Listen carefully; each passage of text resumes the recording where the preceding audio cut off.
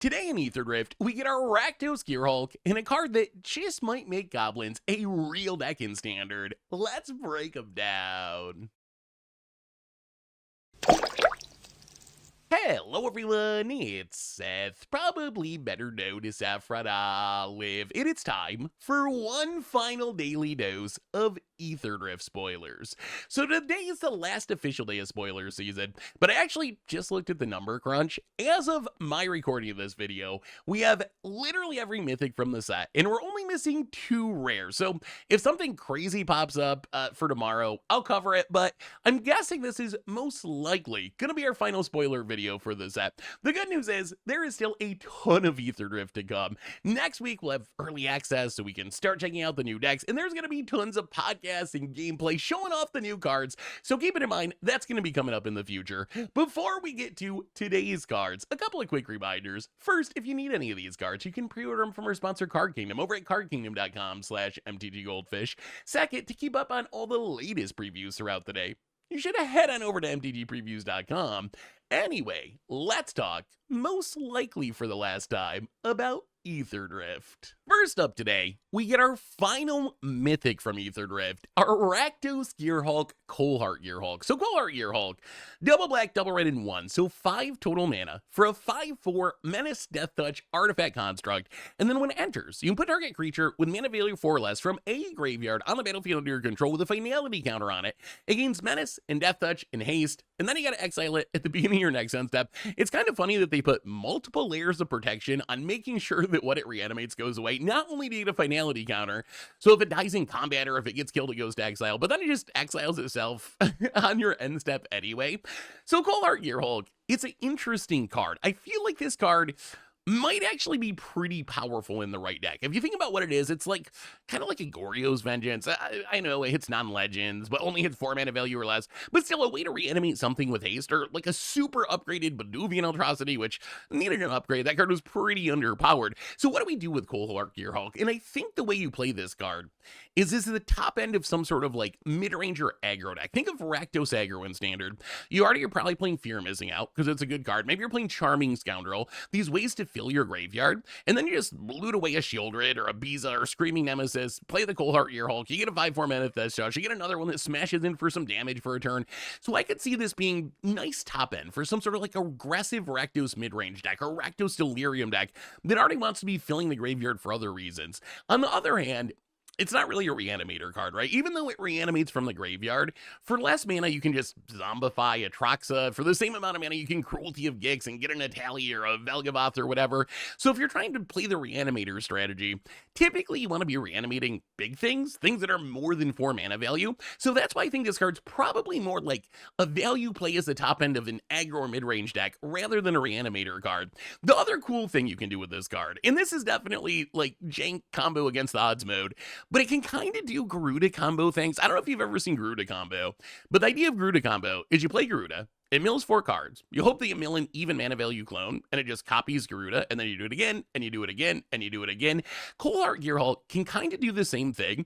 In some ways, it's even better, because what you reanimate gets haste and menace. So if you do pull off the combo, you probably kill your opponent right away, although the downside is, Garuda also keeps milling yourself to fill your graveyard. Coalheart Gerahulk doesn't do that, but imagine a deck where you're playing a bunch of clones, and you have ways to fill your graveyard, Stitcher, Supplier, or whatever you want to do to fill your graveyard, but you fill your graveyard, you play the Gerahulk, you get back a Spark Double to copy the Gerahulk. Now you have a 5/4 hasty menacing Gerahulk that also can reanimate something else. So you get back a Glasspool Mimic and copy the Gerahulk, and then maybe a clone or an undercover operative.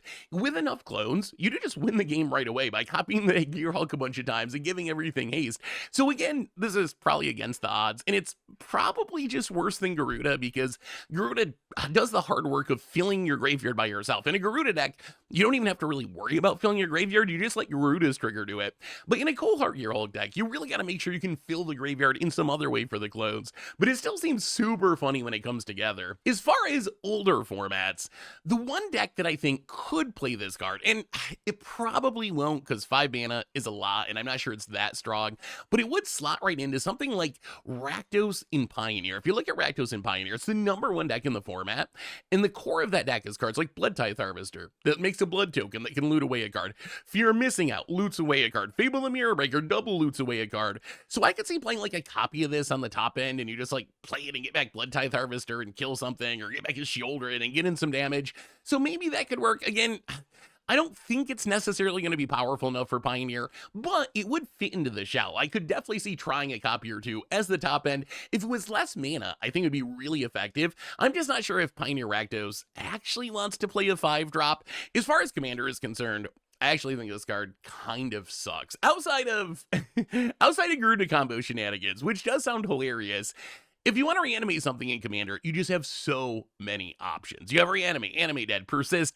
I don't really see the appeal of this like super limited 4 mana value or less reanimation. Yeah, I guess the haste is nice, but there are just so many better options out there that it's hard for me to imagine actually wanting to play this, because I just want to play 1 mana reanimation or 2 mana reanimation and reanimate my biggest thing, not 5 mana reanimation that leaves behind a medium body and reanimates a small thing for 1 turn. So Coalheart Gerahulk, I think this card is solid. I'm not sure exactly if it has a home that's actually going to want to play it. I can see the homes that could play it. Some sort of Rakdos deck in Standard or in Pioneer. It would work there.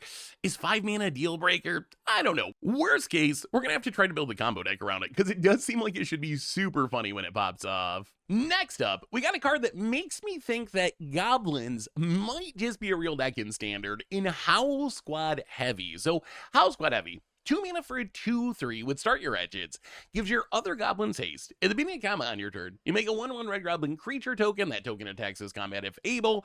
And then, if you get to max speed, it taps to make a mana for each goblin you control. So why is Howlsquad Heavy such a big deal for Standard Goblins? Well, first off, if you think about what this card is, it's a Goblin War Chief, the haste mode at least. You don't get the discount on your creatures, but still, haste is a huge deal on this card for a reason we're going to get to in just a minute. And then you kind of get a Goblin Rabblemaster. It's not as aggressive itself, but the token every turn that can attack, pretty powerful in a Goblin deck. And then if you ever get to max speed, which I don't think you're really trying to do super hard, but if you do, then you get a Priest of Titania on a Goblin, which is kind of ridiculous. So just make so much mana, dump your hand, and win the game. So the reason this card, I think, is going to be a big deal for Goblins in Standard is now we have 2 Goblins that can give your team haste. Draconic's Engineer, which for 1 mana with Exhaust gives your team's haste for a turn, and then Howlsquad Heavy. And haste is essential for making Krenko Mob Boss work. We got Krenko in Foundations, but Krenko, if you have to play it and wait a turn to tap it, it's just not a playable card. It dies too much, it gets this down, it gets go for the throw. But if you can Krenko with haste, it is one of the most ridiculous goblins that has ever been printed. Because you just curve out, play goblins, tap it, make even more goblins, maybe you got a lord on the battlefield or something. So I think the fact that now we have these 2 goblins that can give Krenko haste actually has me really hyped to try to build goblins in Standard. I think they might actually be at least a somewhat real tribal aggro deck, especially once you add in the rest of the good goblins. Not only do you get the haste goblins, and Krenko is our finisher, but we get Runvelt Hordemaster as a really good lord, Dropkick Bomber as a kind of good lord that I guess can work as a finisher by sending our goblins to the air. Seer Slicer goblins are really good. Even just these 24 cards, that's almost a goblin deck. You play these, you add in some 1-drops, maybe a little bit of removal, and that's goblins for Standard, already built and potentially very powerful. I could maybe see an argument for playing this card in like Modern Goblins as a 1-of, where you can Goblin Matron it up and Aether Violent into play. Although I do wonder, in a deck like Modern Goblins, this kind of does a lot of what Goblin War Chief does. I guess the token is a really big deal. You get the token every turn, you got some lords stacked up, you're getting this hasty 2/2 or 3/3 to smash your opponent. I don't know how you really get to max speed in Modern Goblins, because I don't think you're playing other max speed cards. So I don't know if you ever get to the last mode on the card, the Elvish Archdruid mode, but still, maybe as a 1-of tutor target, it could be fine. I don't think it's like a staple level Modern Goblin, but still, the combination of haste and making a goblin each turn is pretty good. The other places it's really sweet is with Muxus. So if you've ever seen a Muxus goblin deck pop off, all you really want to do is ramp into Muxus, play Muxus, hope you hit some goblins in one that gives Muxus haste, and then you just smash in with everything, kill your opponent on the spot.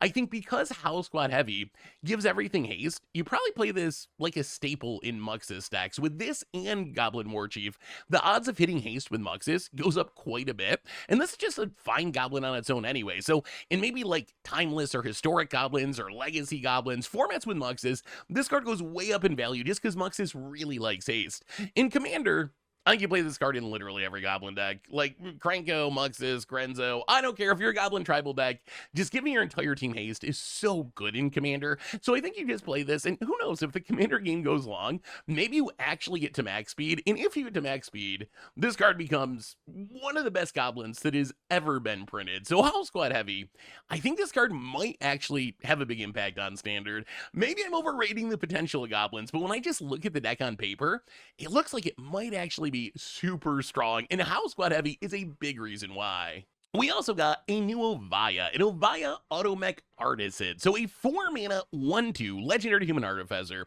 It says each creature that's attacking one of your opponents has trample. So in 1v1, your creatures have trample when they're attacking. In Commander, your opponent's creatures, as long as they're not attacking you, also get trample. And then you could pay 1 and tap it to put a creature vehicle card from your hand onto the battlefield. If you put an artifact on the battlefield this way, put 2 +1/+1 counters on it. So new Oviya, it's basically a slightly upgraded Elvish Piper. It's like an Elvish Piper that has a Primal Rage built in essentially, and can put vehicles into play and get some counters on them.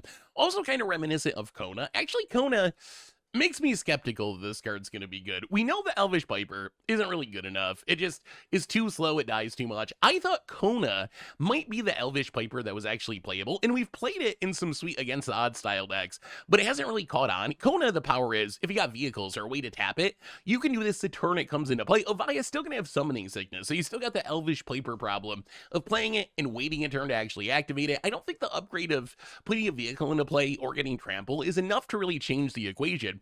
Although, in a standard deck, it could be fun to play both of them. You put like Valor into play, you put Progenitus into play. So maybe there's some Kona Oviya shenanigans. And it is cute because Kona, even though it doesn't directly refer to vehicles, it does actually really want vehicles in your deck because it's one of the easiest ways to tap it for survival without having to get it into combat. So there could be a fun against the odds deck with these two cards in Standard, but I don't really think it's a competitive card. In Commander, I think kind of the same thing is true. When I first thought, I was like, okay, that's kind of sweet. It's an Elvish Piper that can be your Commander. But then the more I thought about it, I was like, well, we already have Kona, which is kind of an Elvish Piper that can be your Commander. We already have Eladrami Corvidal, which is kind of an Elvish Piper that's even better that you can play as your Commander. So I'm not sure just being an Elvish Piper from the command zone is that interesting. So all around, I feel like this card is kind of meh. Like, if you want to build around a Commander, give it haste, play a bunch of big things, hope that you can put it into play basically the same way to build Kona, or like a non-Elves version of Eladrami. So Oviya, I think it's fine. It's a cool callback to Elvish Piper, but I don't expect it to be a very powerful card. We also got a hasty new vehicle in Gastal Thrillroller. So 3 mana, it's a red vehicle for a 4/2 with trample and haste. When it enters, it becomes an artifact creature until end of turn. You can crew it for 2, and then you can pay 3, discard a card, return it from your graveyard to the battlefield with a finality counter, activate it only as a sorcery. So Gastal Thrillroller, it's kind of like Fleetwheel Cruiser. Fleetwheel Cruiser actually was pretty good back in its day as this 4-mana 5/3 hasty trample vehicle that like crewed itself the turn it came into play. Gastal Thrillroller, you gotta be in red. It's 1 less mana, but you also get less power and toughness. Although coming back from your graveyard once is nice, which kind of reminds me of Hammer of Bogarden, this like repeatable source of damage. I guess Gastal Thrillroller, you can only use it twice, but still, you can smash your opponent with it, get in some damage, and then in the late game when the time is right, you can get it back and maybe kill your opponent on the spot. So Gastal Thrillroller, I think if this card's going to be good, it's going to be in some sort of vehicle deck, some sort of vehicle aggro, Collodin, Chandra Sparkhunter deck.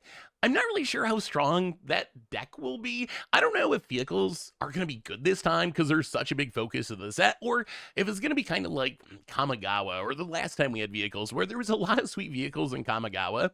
But as far as having a vehicle deck, it just never really developed. But I do think if there's some sort of like Boros or mono red aggro vehicle deck, Gastal Thrillroller is pretty good. On the other hand, outside of a vehicle deck, I think there's just probably better options. I mean, Godric is a hasty 3-drop that can become a 4/4 flyer pretty easily. That doesn't even really see play anymore. Screaming Nemesis, kind of the default 3-drop in these aggro decks. Gastal Thrillroller doesn't really synergize specifically with pump spells like Monstrous Rage. It doesn't work with mice like Manifold Mouse. So I think outside of a vehicle deck, you probably just have better options that are more synergistic for your red aggro deck. So we'll have to wait and see. I think Gastal Thrillroller, in the right shell, could be a playable card in Standard, although whether or not that shell actually develops is a whole nother question. In the world of lower rarity cards, there's a handful that deserve a shout out, starting with Point the Way. So Point the Way, more loot action. But point the way, 1 mana enchantment. It starts your engine, so it's our green 1-drop for start your engines. And then you can pay 4 and sack it to search your library for X basic land cards, where X is your speed.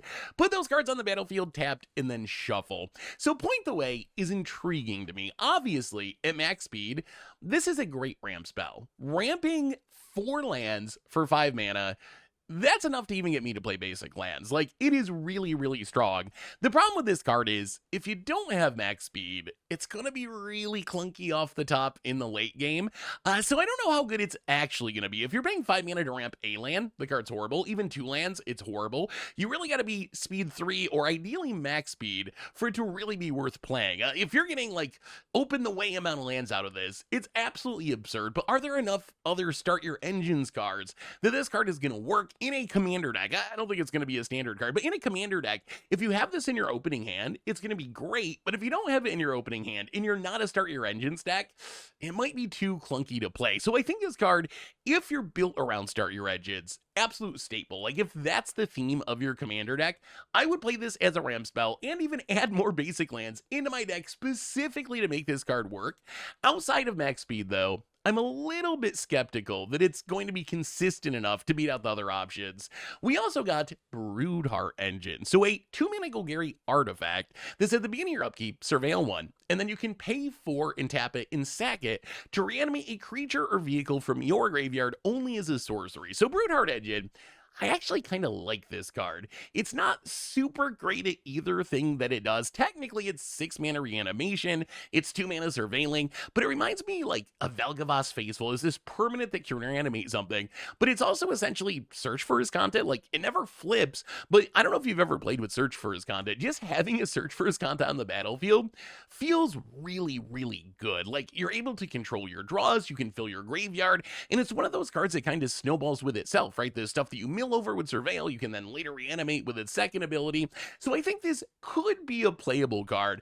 The challenge is, we have Zombify in the format, right? Is surveilling 1 until you sacrifice this worth technically paying more for your Zombify? Because you could just pay 4 mana and Zombify something. This you have to pay 2 mana to get on the battlefield and then 4 mana to tap it and sack it. So we'll have to wait and see, but I think this one's worth keeping in mind in some sort of reanimator shell. I think the combo of surveilling early and reanimating late might be enough to make it worth it. We also got a new little mini red sweeper in Fuel the Flame. So 3 mana instant, 2 damage to each creature, cycling of 2. The question for this card is, does it beat out Pyroclasm? And I'm not sure the answer. I would say in the current meta, probably not, although I can see arguments for it. So the upside of Pyroclasm, obviously, is just 1 less mana, and the difference between 2 mana and 3 mana is absolutely massive. It is a huge upside. On the other hand, Fuel the Flames does have some upsides. You can cycle it away when it's a bad, and being instant is kind of intriguing. It allows for potential blowouts. Picture like the Gruul deck in Standard. With Pyroclasm, you run it out there. If your opponent has protection, well, you can't really do much about it. With Fuel the Flames, you can cast it end step, you can cast it during combat, so maybe there's a world where it's actually worth it to pay an additional mana. Worst case, it seems like a really good best of 1 card, and I think cycling is just like the perfect mechanic for best of 1 play. So if you're a best of 1 player, one of the things that you got to try to do with your deck is you need to try to make sure you have answers to things, but if those answers are too narrow, things start to fall apart. Like Pyroclasm, kind of a tough card to play in your best of 1 deck. Yes, if you run into red aggro, it's going to be great, or some sort of token deck, but then there's a lot of matchups where it's kind of a dead card. Fuel the Flames gets around that because you can play it in your main deck in best of 1. If you're in a matchup where it's bad, well, you cycle it away. If you're in a matchup where it's good, well, then you got a slightly more expensive Pyroclasm. So I'm not saying this card just beats out Pyroclasm, but I'm saying there's enough interesting upsides to this card that it's worth keeping in mind even in a format where Pyroclasm also exists. We also got Grim Bauble, which I think is notable for one specific reason. So it's a 1 mana black artifact. When it enters, target creature an opponent controls gets -2/-2 undeterred.